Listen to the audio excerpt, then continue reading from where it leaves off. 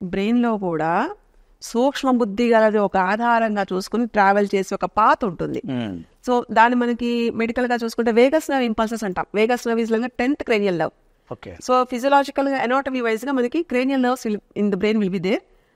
బాడీకి ఒక్కొక్క సిస్టమ్ కి కంట్రోల్ అయ్యేలాగా సిగ్నల్స్, దాన్ని మానిటరింగ్ అనుకోండి, దాని బాధ్యత వహించడం అనుకోండి, ఇవి చేస్తూ ఉంటాయి. లైక్ మనకి సైనస్ ఇవి ఉంటాయి. ఈ controlling system through Vegas nerve impulses it will start.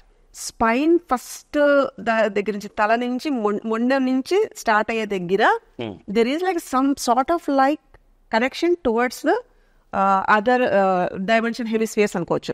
ఈ సిగ్నలింగ్ అన్నది ఉంది అన్నది తెలుస్తున్నప్పుడు, అంటే ఒకటి తెలిసి చేయడం, అనుకోకుండా చేయడం, చేసేసిన తర్వాత ఫీల్ అవ్వడం, ఈ 3 కోణాల్లో చూస్తే first is like you have to train the brain.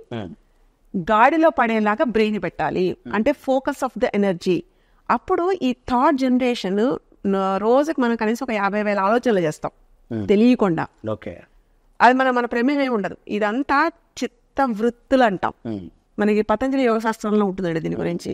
దేన్ని ఎలా అభ్యసించాలో చూడడం అనేది ఒక సాధన కార్యక్రమంలో శరీరాన్ని పెడుతుంటే మనసు లొంగుతుంది.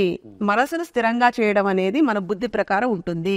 దట్ బుద్ధి is called the thought of the human body.